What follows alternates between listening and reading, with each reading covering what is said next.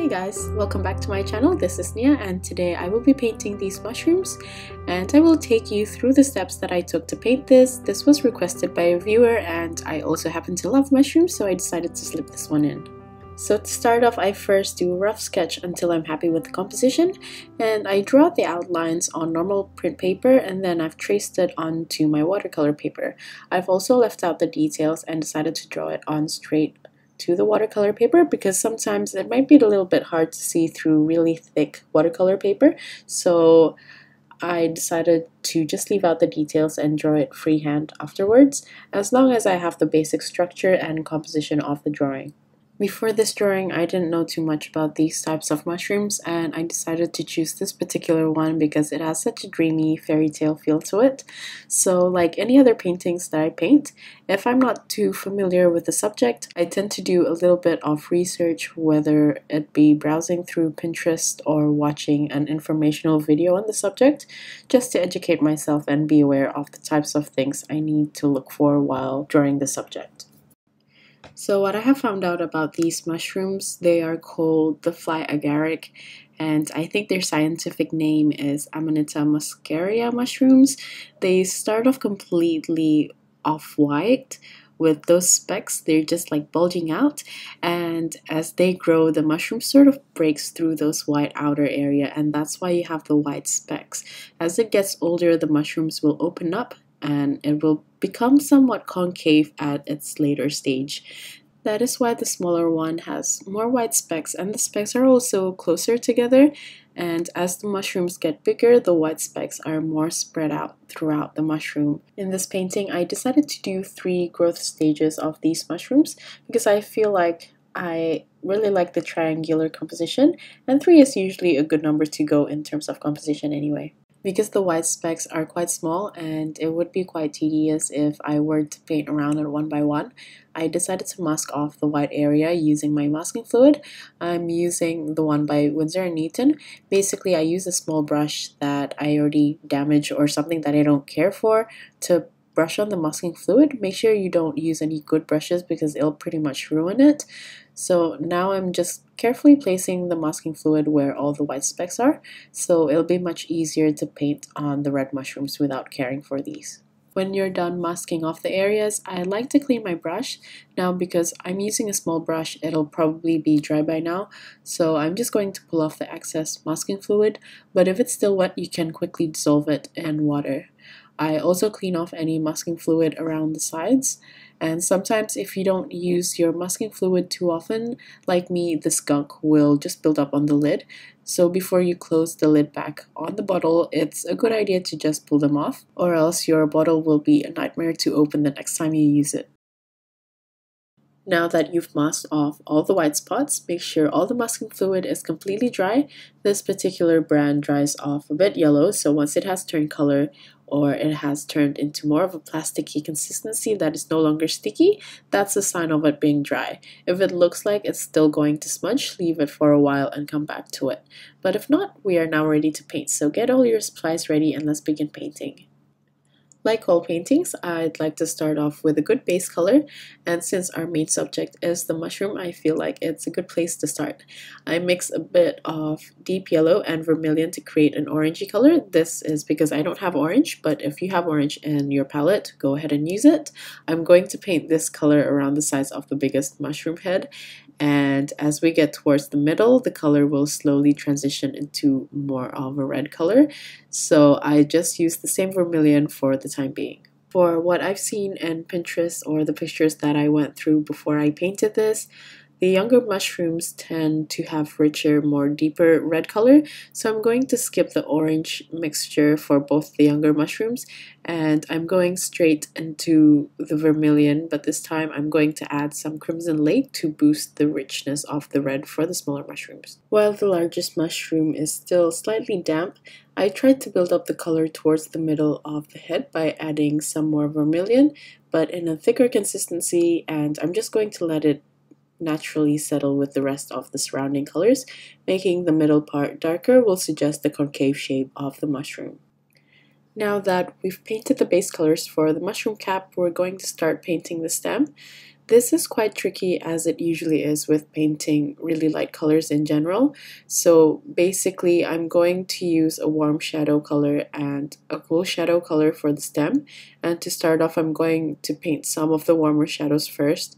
I'm going to use like a brownish mixture. You can take any of the brown or warm tones that you'd like and add a tiny bit of black to this and then mix it with a lot of water. Essentially what you want to get is a very light warm gray color.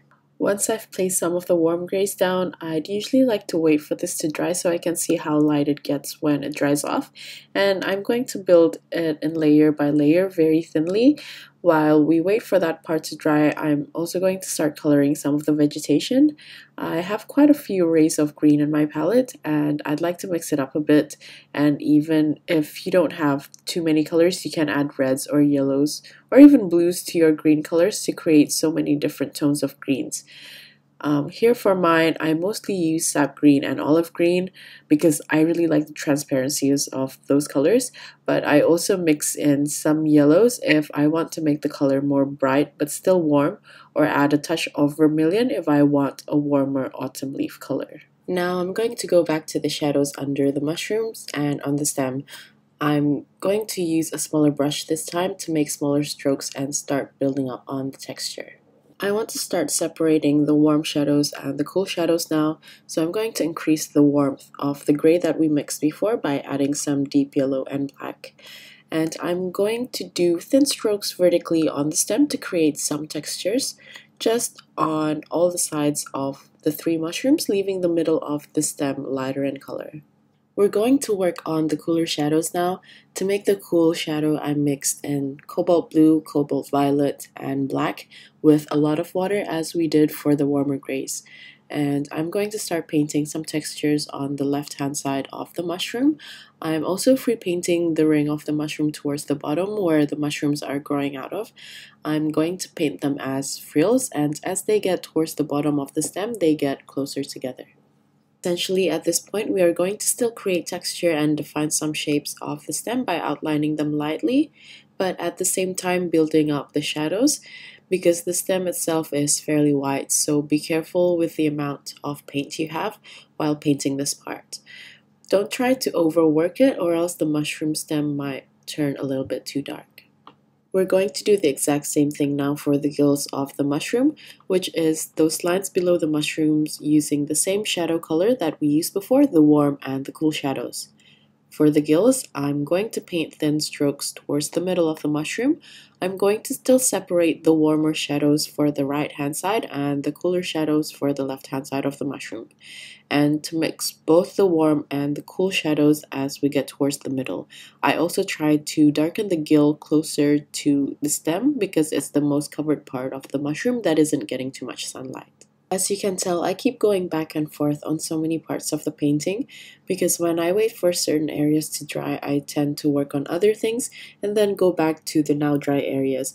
And I'm just trying to paint layer by layer to increase the value and the richness of the painting until I'm satisfied with it. But because the stem is fairly light, I also want to work in really light layers so it doesn't look too overworked and too dark. I'm going to start building up the shadows of the vegetation now. For this, I'm using the exact same colors as the vegetation that I've put down earlier, but I'm increasing the richness of the colors, so less water and more paint. For certain shadows, I also add in a tiny bit of black to get some darker tones, like under the twig and under the pile of leaves. I'm also going to build up the texture for the base of the mushrooms now. I use a mixture of sap green and black, and I'm doing really thin strokes vertically to suggest grassy or moss texture. I don't want to bring the texture all the way down. I only want to define it towards the top area where the base of the mushrooms are touching. So towards the bottom, I'm increasing the amount of water and I'm letting the paint mingle with each other in an abstract manner so it doesn't look too repetitive. I'm going to freehand some grass and ferns using the smallest brush that I have, and I'm using a thick consistency paint so the shapes look really defined and clean. You can use any green that you want, but I prefer to stick with warmer green to increase the autumn feel of the painting. After that, I'm going to do some final touch-ups for the vegetation by adding richness of color on parts that I feel needs a boost of vibrancy or darker values.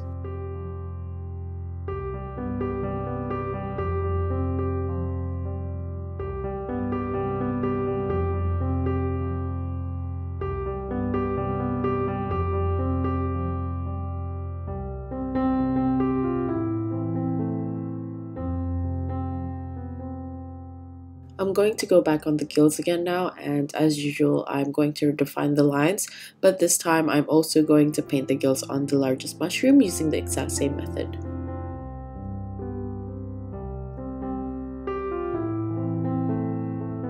We're going to go back to the mushroom caps again. I'm fairly happy with how I've mapped out the colors, but I do want the reds to pop out much more because I feel like the rich reds are the most iconic visuals of these types of mushrooms. So I'm going to use the same colors as the first layer but increasing it up a notch. So as an example, for the largest mushroom I'm going to use the same orangey mixture, but towards the middle I'm also going to add some crimson lake for the darker red. And for the smaller mushrooms, I'm going to use vermilion, crimson lake, and a touch of black to give the reds more of a color pop. I'm doing this in a much thicker consistency this time, and I'm going to keep building it up until I'm satisfied with the final color.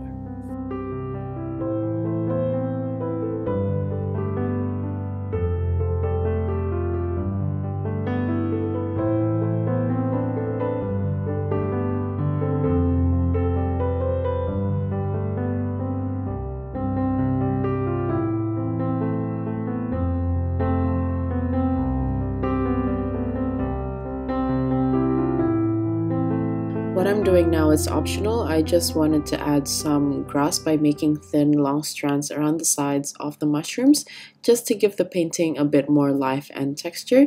You can add any types of greeneries that you feel is suited for the painting, but this is a very simple and easy option to do to increase the lushness of the greeneries. At this point, I'm just going to do final touch-ups of the mushrooms and the whole painting in general, like redefining outlines or shadows before we take off the masking fluid to work on the white spots of the mushrooms.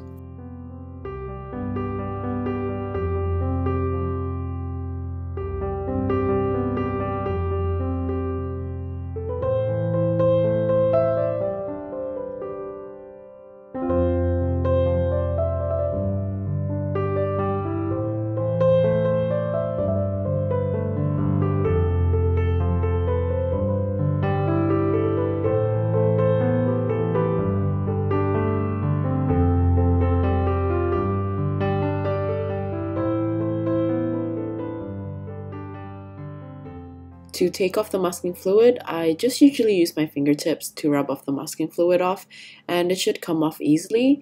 If you've missed some parts of the masking fluid like I did, make sure any surrounding paint is completely dry because you might risk smudging the paint everywhere. If it's only a small area, sometimes I also use the back of my brush to help it come off the paper. Okay, so now we can work on the white spots. These parts of the mushroom actually bulges out a bit, so to suggest that, I'm going to add some shadows near the bottom of the white spots. The color that I use for this mixture is Crimson Lake and Black. And for the largest mushroom, because it's a little bit more orangey compared to the rest, I used a mixture of Vermilion, Crimson Lake, and Black for the shadows. The white spots, or the scales of the mushroom, is a bit weirdly shaped, and it's not really a smooth texture. In fact, if I can describe it, it's probably similar to a very miniature popcorn, maybe, or at least the color reminds me a bit of that. So I'm using my smallest brush, and I use a bit of yellow ochre, so I paint some random shapes in some of the white spots just to suggest a bit of the texture it has. Yeah, and that's it. That's the final step for this painting.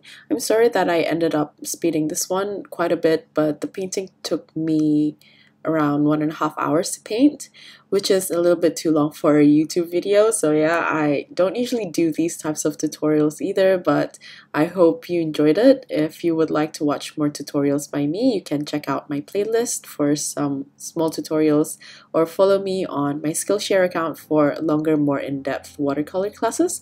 I hope you guys learned something new from this, and if you decide to paint your own, you can tag me on my Instagram at ig_nyanyani. All the info will be in the description box. Thank you so much for watching till the end, and I'll see you at the next one. Bye!